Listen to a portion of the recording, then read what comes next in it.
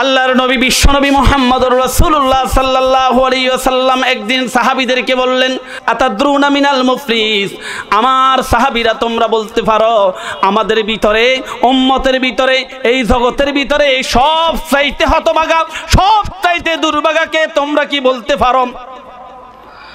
সাহাবীরা জবাব দিল, ইয়া রাসূলুল্লাহ, ইয়া হাবিবাল্লাহ, আমাদের ভিতরে সবচাইতে হতভাগা, সবচাইতে দুর্ভাগা, সবচাইতে নিঃস্ব, সবচাইতে ফকির, লা মাল ওয়ালা মাতা, আমরা মনে করি লা দিরহাম ওয়ালা মাতা, যে ব্যক্তির কোনো অর্থ নাই, সম্পদ নাই, যে ব্যক্তির জীবনে কোনো অর্থ নাই, সম্পদ নাই, ঘর নাই, বাড়ি নাই, ভূমিহীন, আমরা তো তাকে বলি সবচাইতে বেশি দুর্ভাগা, সবচাইতে বেশি হতভাগা। আল্লাহর নবী বিশ্বনবী মুহাম্মদুর রাসূলুল্লাহ সাল্লাল্লাহু আলাইহি ওয়াসাল্লাম বলতেছেন, আল মুফলিসু মিন উম্মতি, আমার উম্মতের ভিতরে সবচাইতে হতভাগা, সবচাইতে বেশি দুর্ভাগা ওই ব্যক্তি, ইয়াতি ইয়াউমাল কিয়ামা বিসসালাতি ওয়াস সিয়ামি ওয়াজ যাকাতি, কিয়ামতের ময়দানে আমার কিছু কিছু উম্মত ব্যক্তিগত জীবনে তাদের নামাজও থাকবে, যাকাতও থাকবে, তাদের সিয়াম ও রোজা থাকবে, সব কিছু নিয়ে তারা উঠবে। ওয়াকাদ কাসামা হাযা ওয়াকাদ খাসাফা হাযা ওয়াকাদ সাতামা হাযা ওয়াকাদ আকালা মাল হাযা ওয়াকাদ দামা হাযা ওয়াকাদ দারাবা হাযা ফুনিয়াত হাসানাতাহু তরিহাত ফিন্নার। আল্লাহর নবী বিশ্বনবী মুহাম্মদুর রাসূলুল্লাহ বলতেছেন, আমার উম্মতের ভিতরে সবচাইতে হতভাগা, সবচাইতে দুর্ভাগা, আমার উম্মতের ভিতরে সবচাইতে নিঃস্ব ওই ব্যক্তি, যেই ব্যক্তি দুনিয়ার জমিনে এক ওয়াক্ত নামাজ কোনোদিন কাজা করে নাই, 5 ওয়াক্ত নামাজ পড়েছে, ইশরাক পড়েছে, আবাবিল পড়েছে, তাহাজ্জুদ পড়েছে, চারটের নামাজ সব নামাজ সে পড়েছে, বিসসালাতি ওয়াস সিয়াম, রমজান মাসে রোজা রেখেছেন, আইয়ামে বীজের রোজা রেখেছেন, ওই ব্যক্তি নিসফে শাবানের রোজা রেখেছে, সবগুলা রোজা রেখেছে, কোন রোজা তার কাজা নাই। ওয়াজ যাকাত, যাকাত আদায় করেছে, ব্যক্তিগত জীবনে নামাজিও ছিল, রোজাদারও ছিল, যাকাত দাতাও ছিল, সব ঠিক আছে, কিন্তু ওয়াকাদ খাসাফা হাযা ওয়াকাদ কাসামা হাযা ওয়াকাদ সাতামা হাযা, কিন্তু নামাজের সাথে, রোজার সাথে, যাকাতের সাথে আল্লাহ রাব্বুল আলামিনের সামনে সেদিন আর কিছু মানুষকে নিয়ে যাবেন, সেই ওই নামাজি, ওই রোজাদার, ওই যাকাত দাতা, তার এই আমলের সাথে আরো কিছু কিছু মানুষকে নিয়ে যাবেন। তারা হচ্ছে এক নম্বরে দুনিয়ার জমিনে যাদেরকে অন্যায়ভাবে গালি দিয়েছিল, দুনিয়ার জমিনে ওয়াকাদ দারাবা হাযা, মুসলিম শরীফের হাদিস বলতেছি, ওয়াকাদ দারাবা হাযা, কোন অন্যায় ছিল না, কোন অন্যায় ছিল না, কিন্তু তাকে পিটিয়েছে, মেরেছে। ওয়াকাদ আকালা মাযা হাযা, আবার মানুষের সম্পদ লুণ্ঠন করেছে, নিজের জমি ছিল 30%, ঠেলতে ঠেলতে 35%, এরকম আছে না নাই? আমাদের চেয়ারম্যান মহোদয়, এই সমস্ত সালিশ বেশি করতে হয়, একজনের আইল কাটি আরেকজনের আইলের ভিতরে ঢুকাই ফেলে, একজনের খতিয়ান আরেকজনে করে ফেলে, এরকম হয়তো পরশুরামে নাই, এরকম হয়তো আশরাফপুর গ্রামে নাই, হয়তো 1 নং মির্জানগর ইউনিয়নে নাই, আছে নাকি? একটু ধরে বলেন, এর সমস্যা আছে না নাই? আল্লাহর নবী বলেন, এই সমস্ত রোজাদার, এই সমস্ত যাকাত দাতা, এই সমস্ত হজ করনেওয়ালা, এই সমস্ত সিয়াম পালন করনেওয়ালা আল্লাহর সামনে উপস্থিত হবে, আর সেগুলা দিয়ে যখন জান্নাতের উপযোগী হয়ে যাবে, ওয়াসিকাল্লাযীনা তাকাউ রাব্বাহুম ইলাল জান্নাতি যুমারা, একেবারে সে জান্নাতের উপযোগী হয়ে যাচ্ছে, জান্নাতে ঢুকে যাচ্ছে। এই সময় আল্লাহ রাব্বুল আলামিন এর রাসূল বলতেছেন, সমস্ত ফাওনাদাররা তার সামনে উপস্থিত হয়ে যাবে। নাউজুবিল্লাহ বলেন। দুনিয়ার জমিনে মানুষ হয়ে মানুষের উপর যারা অত্যাচার করেছে, মানুষ হয়ে মানুষের উপর যারা জুলুম করেছে, মানুষ হয়ে মানুষের উপর যারা মেরেছে, মানুষের হক নষ্ট করেছে, মানুষের রক্ত ঝরাইছে, সেদিন আল্লাহর নবী বলেন সব সেখানে তার সামনে উপস্থিত হবে এক পক্ষ, আরেক পক্ষ হবে ইয়াউমা নাদউ কুল্লা উনাসিম বিইমামিহিম। দুনিয়ার জমিনে যারা নেতৃত্ব দিয়েছিল সেদিন তাদের আল্লাহ বলেন সমস্ত নেতা এবং কর্মীদেরকে আমি সেদিন উপস্থিত করব। যখন দেখব নেতার পদস্থলনের কারণে কর্মীও পদস্থলন হয়ে গেছে, তখন তারা বলে রব্বানা ইন্না আতানা সাদাতানা ওয়া কুবরানা ফাআদাল্লুনাস সাবিলা। যখন দেখবে দায়িত্বশীলের আচরণের কারণে জান্নাতি মানুষটা জাহান্নামী হয়ে গেল, নামাজ ছেড়ে দিয়েছে, মদ খেয়েছে, ইয়াবা ট্যাবলেট সেবন করেছে, যাকে অনুসরণ করেছে তার কারণে ইয়াদুল্লুনা আন সাবিলিহি, আল্লাহ রাব্বুল আলামিনের রাস্তা থেকে সে দূরে সরে গেল, আর দূরে সরে যাওয়ার কারণে সে জাহান্নামী হয়ে যাবে। তখন আল্লাহর কাছে প্রার্থনা করবে, মনিব তোমার কাছে আমার প্রার্থনা হচ্ছে, যার কারণে তোমার দিন থেকে আমি বিচ্যুত হয়ে গেলাম, সরল পথ থেকে সিরাতাল মুস্তাকিমের পথ থেকে বাঁকা পথে চলে গেলাম। আল্লাহ তোমার কাছে আমার আজকে শেষ আরজি হবে, রব্বানা ইন্না আতানা سادتنا وكبرانا فأضلونا السبيلا ربنا آتهم ضعفين من العذاب ولعنهم لعنا كبيرا। আল্লাহ তোমার কাছে আমার আরজি হচ্ছে, আল্লাহ আমি তো জাহান্নামী হয়ে গেলাম, কিন্তু যার কারণে আমি জাহান্নামী হয়ে গেলাম তুমি আমাকে জাহান্নামে একগুণ শাস্তি দিলে, আমি যার অনুসরণ করেছি তাকে দ্বিগুণ শাস্তি দিবেন। রব্বানা আরিনাল্লাযীনা আদাল্লানা মিনাল জিন্নি ওয়াল ইনসি নাজআলহুমা তাহতা আকদামিনা। রব্বুল আলামিন তোমার কাছে সর্বশেষ আরজি হচ্ছে, রব দয়া করে তোমার কাছে প্রার্থনা করতেছি, তাদের কারণে আমি পদভস্ত হয়েছি, আল্লাহ তাদেরকে আগে জাহান্নামে দাও, আজকে আমি তাদের বুকের উপর পা রেখে তারপরে জাহান্নামে যেতে চাই। আল্লাহর নবী বিশ্ব নবী বলেন এই মামলার আসামি হয়ে যাবে মা, এই মামলার আসামি হয়ে যাবে বাবা, মামলার আসামি হয়ে যাবে মা, মামলার আসামি হয়ে যাবে বাবা। মামলার আসামি মা কিভাবে হবে, বাবা কিভাবে হবে, সেটা আজকে সেদিকে যাচ্ছি না, আমি শুধু হাদিসের সেই ব্যাখ্যাটা বলতেছি।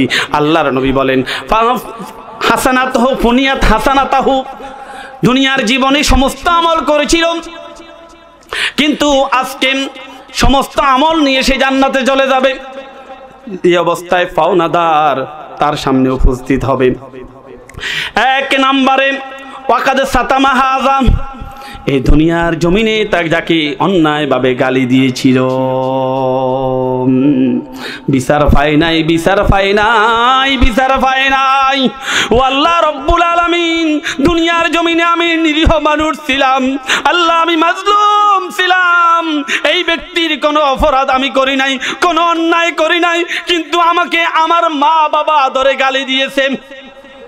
রব্বুল আলামিন সেদিন তোমার কাছে রাতের অন্ধকারে আমি চোখের পানি ফেলে বলেছিলাম, মাবুদ এই দুনিয়ার আদালতে আমি বিচার পাচ্ছি না, পরকালে তুমি যেদিন আহকামুল হাকিমিন হবা, পরকালে তুমি যেদিন চিফ জাস্টিস হবা, কাজিউল কুজার হবা, আল্লাহ সেদিন এই বিচারের অপেক্ষায় রইলাম।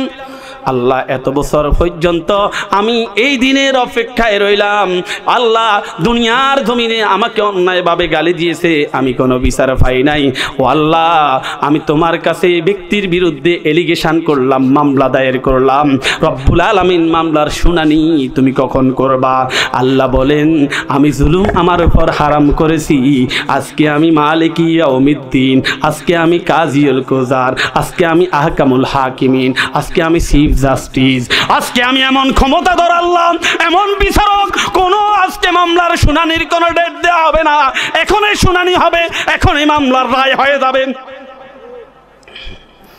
আল্লাহ রাব্বুল আলামিন বলেন এটা তো বান্দার হক, এটা তো আমার কাছে রাখি নাই, সে তোমার হক নষ্ট করেছে, তার আমল নামা দেখো। বলবে তার নামাজে, তার আমল নামার ভিতরে নামাজের আমলও আছে, রোজার আমলও আছে, যাকাতের আমলও আছে, সব কিছু আছে। আল্লাহ বলবেন তুমি আজকে যাই চাইবে সম পরিমাণ গালির পরিবর্তে তার আমল থেকে তোমার আমলে সংযুক্ত করে নাও।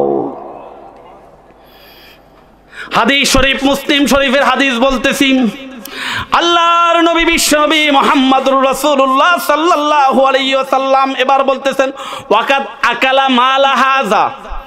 এবার এক ব্যক্তি দাঁড়িয়ে যাবে, হুজুর পাশাপাশি জমিন ছিল, তার জমিন আর আমার জমিন পাশাপাশি। হুজুর আমার ছেলে পেলে ছিল না, অশিক্ষিত মানুষ, বেশি পড়াশোনা করে নাই, ভাই হিসাবে ভাইকে বিশ্বাস করেছিলাম। হুজুর এই দুনিয়ার জমিনে এই ব্যক্তিটা আমার জমিটা জাল দলিল বানাই নিজে দখল করে নিছিল।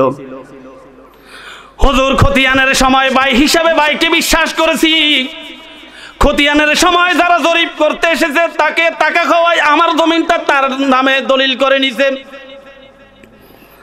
হুজুর আমি গরিব মানুষ ছিলাম, রব্বুল আলামিন আমি গরিব মানুষ ছিলাম, এলাকায় চা দোকান দিয়েছি, পান দোকান দিয়েছি, মাছ ব্যবসা দিয়েছি।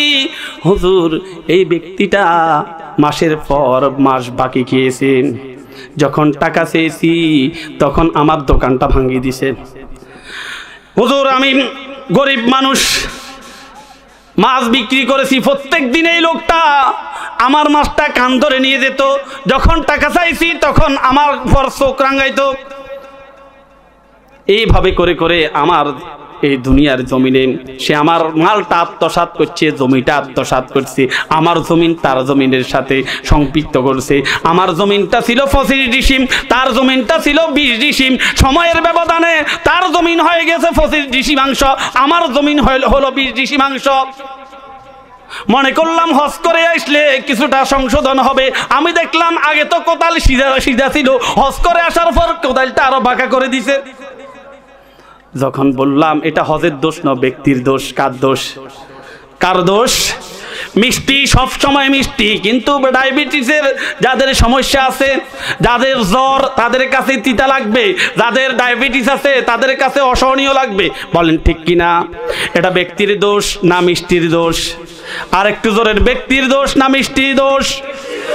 হজ ঠিক আছে, যাকাত ঠিক আছে, নামাজ ঠিক আছে, কিন্তু সাহেবে হজ, সাহেবে নামাজ, সাহেবে যাকাত যারা, তাদের দোষ। বলেন ঠিক কিনা? আল্লাহ রাব্বুল আলামিন দুনিয়ার জমিনে 20 ডিসিমের জমিনকে কাটি কাটি 25 ডিসিম বানাইছে। যখন আমি সালিশ বসাইছি তখন যারা সালিশ করবে তাদেরকে টাকা দিয়ে তাদের পক্ষে করে নিয়েছে। আমি বিচার পাই নাই, আমার পক্ষে কেউ ছিল না। আল্লাহ তোমার কাছে সেদিন রাত্রের অন্ধকারে বিচার দিয়েছি, মালিক এই দুনিয়ায় বিচার পাই নাই, তুমি তো আছো আহকামুল হাকিমিন। তাকে বলেছিলাম এই দুনিয়ার জমিনে আমার জমিনের হিসাব যদি না পাই, কাল কিয়ামতের ময়দানে তোমাকে হিসাব দেওয়া লাগবে। বলেন ঠিক কিনা? সাইয়েদনা ওমরের কাছে একজন ব্যক্তি আসলো, ইয়ার আমির আল মুমিনিন, একটা বিষয় নিয়ে আপনার কাছে আসতেছি। সাইয়েদনা ওমর ফুসকুন্ডি থেকে, পুকুর থেকে পানি নিয়ে যাচ্ছিলেন, পানির কলস। প্রতিমধ্যে ওই ব্যক্তিটা বারবার বলতেছে, আমির আল মুমিনিন, রাষ্ট্রীয় প্রধানমন্ত্রী, একটা আর্জি নিয়ে আপনার কাছে আসছি। সাইয়েদনা ওমর বাধ্য হয়ে তিনি দাঁড়ালেন, আর যখন দাঁড়ালেন হাঁটুটাকে এভাবে করে কলসটাকে হাঁটুর উপরে রাখলেন। ব্যক্তি জিজ্ঞেস করলেন, আমিরুল মুমিনিন, আপনি তো ইচ্ছে করলে আপনার এই কলসটা মাটির উপরও রাখতে পারতেন। আমিরুল মুমিনিন জবাব দিল, ফতিক তুমি কি জানো এই কলসের নিচের অংশটা ভিজা, এই জমিনে যদি আমি যদি এই জমিনের ভিতরে যদি কলসটা রাখি, তাহলে আমার অমতে, আমার অজান্তে যদি কলসের নিচে যদি কিছু মাটি যদি চলে যায়, কাল কিয়ামতের ময়দানে, হাসরের ময়দানে আমি ওমরকে এই জমিওয়ালার কাছে, আল্লাহর কাছে আসামি হতে হবে। এতটুকু ওমর বলেছে, ব্যক্তিটা ফস্তান করে চলে যাচ্ছে। আমিরুল মুমিনিন ব্যক্তিকে জিজ্ঞেস করলেন, ভাই দাঁড়াও, কি জন্য আসলা আর কি জন্য চলে যাচ্ছ? বিচার প্রার্থী হয়েছ, মামলা দায়ের করতে আসলা, আবার চলে যাচ্ছ। আমিরুল মুমিনিন এসেছিলাম আপনার কাছে বিচার দিতে, কিন্তু বিচার পাই গেছি। একটা বিষয় পরামর্শ করতে এসেছি, কিন্তু আমি সমাধান পেয়ে গেছি। আমিরুল মুমিনিন ওমর রাদিয়াল্লাহু তাআলা আনহু জিজ্ঞেস করলেন, কি জন্য আসলা আর কি জন্য চলে যাচ্ছ? বলতেছেন, আমিরুল মুমিনিন এসেছিলাম আমি আপনার কাছে, আমার ভুলে আমার দলিলটা আরেকজনের 1 ডিসিমাংশ জমি আমার খতিয়ানে উঠে গেছে, এটার সমাধান কি? এসেছিলাম আমার আরেকজন প্রতিবেশীর জমি ভুলে আমার খতিয়ানে উঠে গেছে, এটার সমাধান কি? কিন্তু আপনি আমাকে যেটা দেখাইলেন, ভিজা কলসের নিচে যদি মাটি যদি লাগে, সেই মাটিওয়ালা সেই জমিনওয়ালা কাল কিয়ামতের ময়দানে আল্লাহর কাছে যদি আপনাকে আসামি করে, তার আরেকজনের 1 ডিসিমাংশ জমি আমার খতিয়ানে যদি উঠে যায়, এটার আমি ফলাফল পাই গেছি। কোন অবস্থাতেই এই 1 ডিসিম জমি আমার নাও, আমি এখান থেকে গিয়ে তার জমিনটা তাকে ফেরত দেব। আল্লাহর নবী বলেন, যখন এই ব্যক্তি নামাজের আমল নিয়ে, যাকাতের আমল নিয়ে, রোজার আমল নিয়ে যখন জান্নাতে চলে যাওয়ার উপযুক্ত হবে, তখন ওই তার মালওয়ালা, তখন প্রাপ্ত যার সম্পদওয়ালা, যার জমি আত্মসাৎ করেছে, যার দোকানের টাকা মেরে খেয়েছে, যে দুর্নীতি করেছেন, ওই দুর্নীতিবাজ কর্মকর্তা কর্মচারী, ওই জমি দখলকারী, এর বিরুদ্ধে সেদিন আল্লাহর আদালতে মামলা দায়ের করবেন রব্বুল আলামিন। দুনিয়ার জমিনে আমি টাকা পাই নাই, দুনিয়ার জমিনে আমি সম্পদ পাই নাই, আয় আল্লাহ আজকে দিনের জন্য আমি অপেক্ষায় ছিলাম। আল্লাহ, এই ব্যক্তিটা জান্নাতে চলে যাচ্ছে, কিন্তু আমার টাকার খবর কই? আল্লাহ, এই ব্যক্তিটা তো জান্নাতে চলে যাচ্ছে, আমার জমির খবর কই? আমার 5 ডিসিম জমি তার কাছে পাবো, জমিটা দিয়ে দাও। আল্লাহ, আমি এতদিন পর্যন্ত অপেক্ষা করছি, আমার যখন জমি নিয়ে গেছে আমি বলছি দুনিয়ার জমিনে জমি পাই নাই, কিন্তু পরকালে পাবো। এরকম বলনেওয়ালা লোক আছে না নাই? আর একটু জোরে বলেন, এরকম বলনেওয়ালা লোক আছে না নাই? আল্লাহর নবী বিশ্ব নবী মুহাম্মদুর রাসূলুল্লাহ সাল্লাল্লাহু আলাইহি ওয়াসাল্লাম বলতেছেন, এরপর সে যখন আল্লাহর আদালতে যখন মামলা দায়ের করবেন, আল্লাহ রাব্বুল আলামিন এবার বলবেন, তুমি তার সমপরিমাণ জমির সমপরিমাণ আমল তুমি তার আমলনামা থেকে নিয়ে যাও। ও আশরাফপুর গ্রামের বাসী, মধুগ্রামবাসী, প্রিয় ভাইরা, এই দুনিয়ার জমিন হয়তো আপনি পান নাই, এই দুনিয়ার টাকা পয়সা পান নাই, কিন্তু কাল কিয়ামতের ময়দানে মহাশরে আল্লাহ রাব্বুল আলামিন বলবেন, দাও তুমি তার জমির সমপরিমাণ আমল তাকে দিয়ে দাও। যাও, তুমি চায়ের দোকানেতে টাকা খাইছো, ওই টাকার সমপরিমাণ আমল নিয়ে যাও। আল্লাহ রাসূল বলেন, তখন তার আমল নামা থেকে নামাজের আমল, তার যাকাতের আমল, সিয়ামের আমলটা নিয়ে ওই ব্যক্তির পাওনাদারকে বুঝিয়ে দেওয়া হবে। এরপর যাবেন একজন, ওয়াকাদ সাতামা হাযা ওয়াকাদ কাযাবা হাযা, যার বিরুদ্ধে গীবত করেছিল, ওই গীবত করনেওয়ালা ব্যক্তি অপবাদ দিয়েছে, এরকম ব্যক্তি আছে না নাই? আরেকটু জোরে বলেন।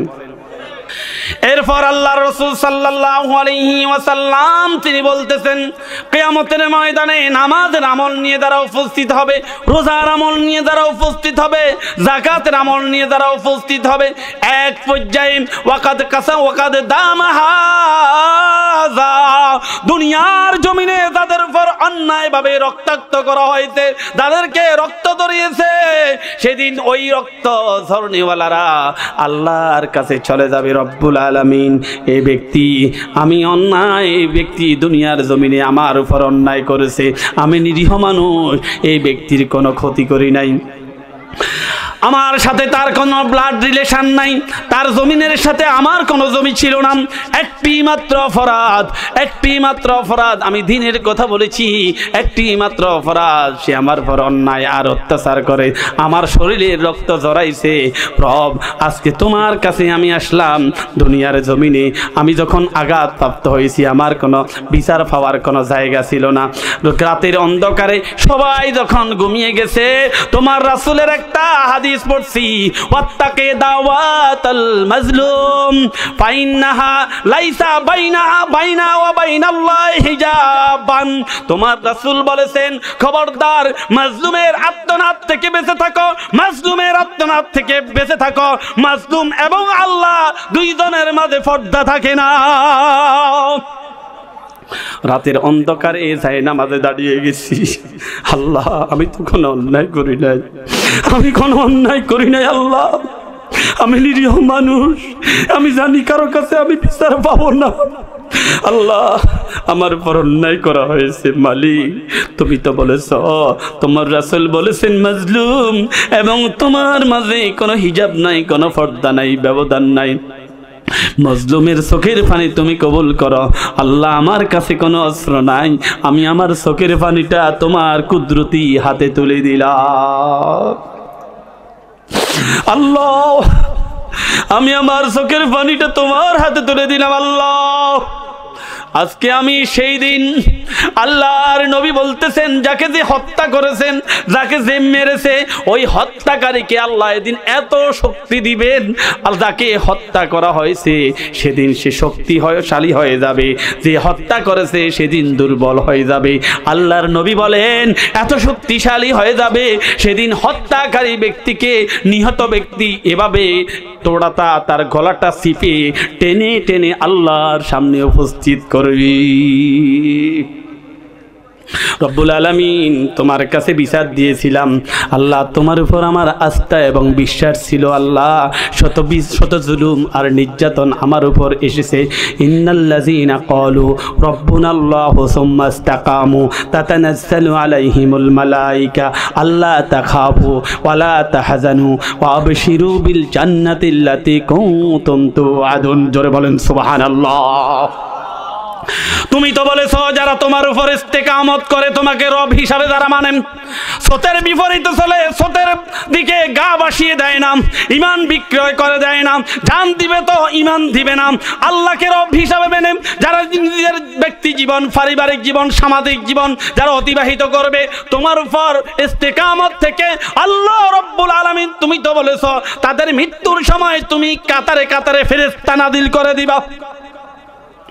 ফেরেশতারা বলবে নাহানু আউলিয়াউকুম ফিল হায়াতিদ দুনিয়া ওয়া ফিল আখিরা ওয়া লাকুম ফিহা মা তাশতাহি আনফুসুকুম ওয়া লাকুম ফিহা মা তাদউন নুজুলাম মিন গাফুরির রহিম। তোমার ফেরেশতারা আমার মৃত্যুর সময়, তোমার ফেরেশতারা আমাকে যখন মৃত্যুর ফরওয়ানা পড়ানো হচ্ছে, আমাকে যখন মৃত্যুর সন্ধিক্ষণে আমার যখন সরে এসেছে, আমার মা কাঁদে, বোন কাঁদে, শিশুরা কাঁদে, আমার সন্তান কাঁদে, প্রাণের প্রিয়তমা বউ কাঁদে, সেদিন আল্লাহ রাব্বুল আলামিন আমার মৃত্যুর সময় তুমি ফেরেশতার মাধ্যমে ভার্চুয়াল সিস্টেমে তোমার জান্নাতটা আমার সামনে উপস্থাপন করেছিলাম। ওই জান্নাত দেখে দেখে আমি জান্নাতের লোভে দুনিয়ার সমস্ত পদপদবি, আমি দুনিয়ার সমস্ত ক্ষমতাকে ভুলে গিয়ে আমি আল্লাহ মৃত্যুটাকে বরণ করে নিয়েছিলাম। ও আল্লাহ তুমি বলেছিল, তোমার ফেরেশতারা আমাকে বলেছে বন্ধু কোনো চিন্তা করো না, চিন্তা করো না, এই দেখো জান্নাত।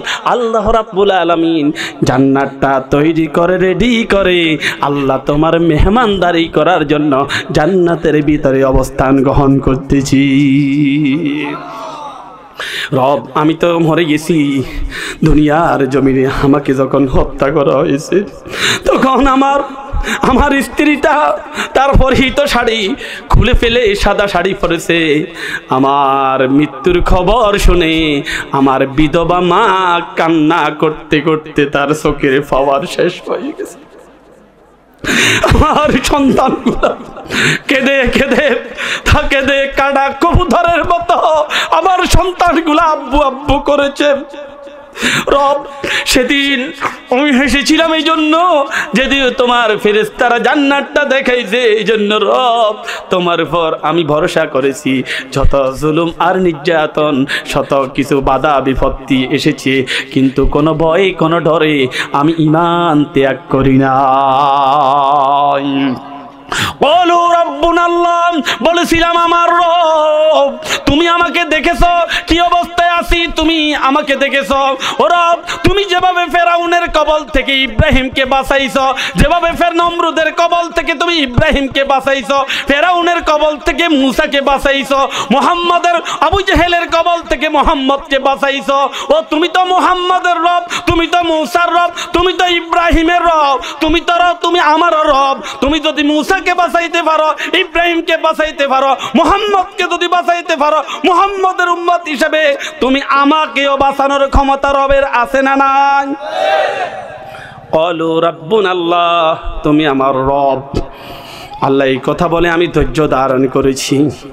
রব্বুল আলামিন, এই ব্যক্তি আমাকে হত্যা করেছে, দেখো অন্যায়ভাবে, আমি তার কোনো ক্ষতি করি নাই, কোনো অন্যায় করি নাই, কোনো জুলুম করি নাই, আমি ব্যক্তিগত জীবনে কারো উপর কোনো প্রতিশোধ নিই নাই, অন্যায় করি নাই। রব, তুমি তাকে জিজ্ঞেস করো আমি তার কি ক্ষতি করেছিলাম। আল্লাহ রাব্বুল আলামিনের কাছে নবীজি বলতেছেন, এবার যাকে হত্যা করা হয়েছে, যে হত্যা করেছে সেদিন নিশ্চয় হয়ে যাবে আতাদরুনাল মুফলিস। আল্লাহ রাসূল বলেন, আমার উম্মতের ভিতরে সবচাইতে হতভাগা, সবচাইতে অসহায় ব্যক্তি কে জানো?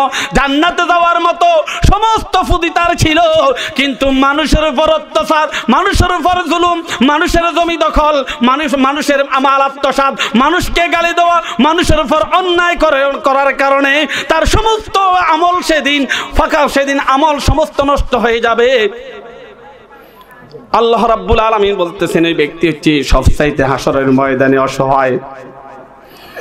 রাসূল বলতেছেন, সেদিন যে যাকে মেরেছে ওই হত্যাকারী আল্লাহর কাছে বলবে, রব আমি বুঝি নাই, আমি মনেছিলাম তাকে মেরে আমি দুনিয়াতে চিরকাল থাকব, কিন্তু দেখলাম সে মারা যাওয়ার পর আমিও মরে গেছি। আমি বুঝলাম, আমি মনে করেছিলাম তার সন্তানদেরকে এতিম করে আমার সন্তানেরও বাবা ডাকবে। দিনের কিছু কাল আর মাসের কিছু কাল সময়ের ব্যবধানে আমার সন্তানরা এতিম হয়ে গেছে। রব, আমি দুনিয়াতে বুঝি নাই, আমি অন্যায় করে ফেলেছি, রব তুমি আমাকে মাফ করো। আল্লাহ বলবেন, এই মামলাটা আমার কাছে না, এটা হচ্ছে তার কোর্টে।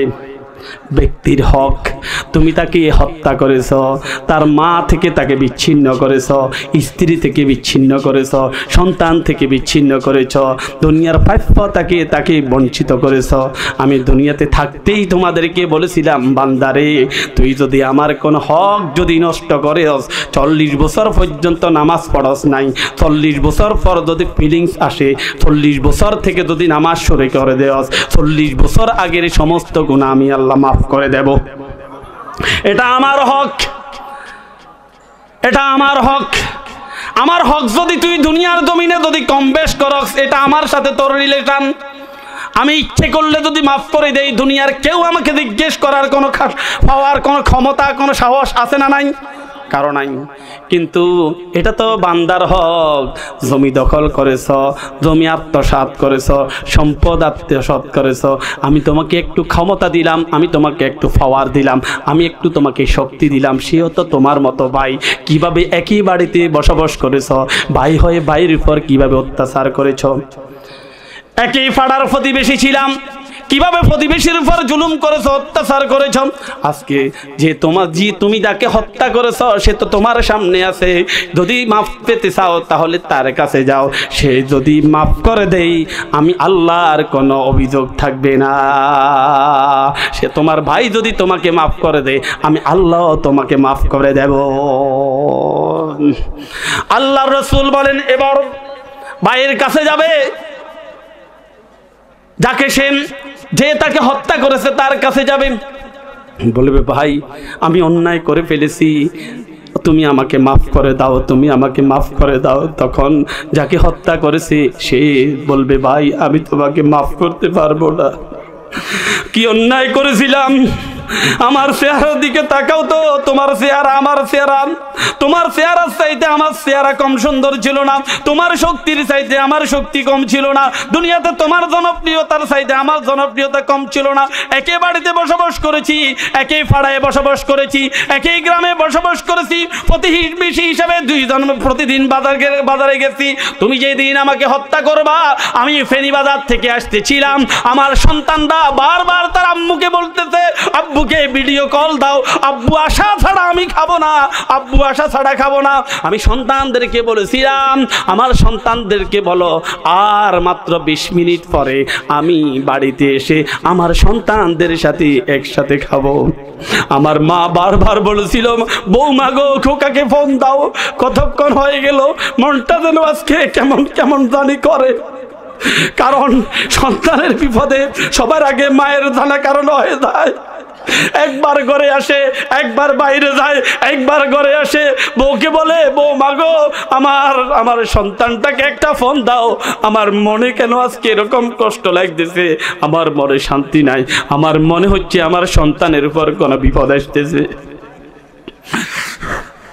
ভাই আমি গাড়িতে উঠেছি, আমি গাড়িতে ওঠার পর আমি আমার সন্তানদেরকে বলেছিলাম 10 মিনিট পর আমার সন্তানদের সাথে একসাথে খাবো। মাকে বলেছিলাম, বউকে বলেছিলাম, বউ আমার মাকে বলো কিছুক্ষণ পর আমি আসতেছি, একসাথে খাবো।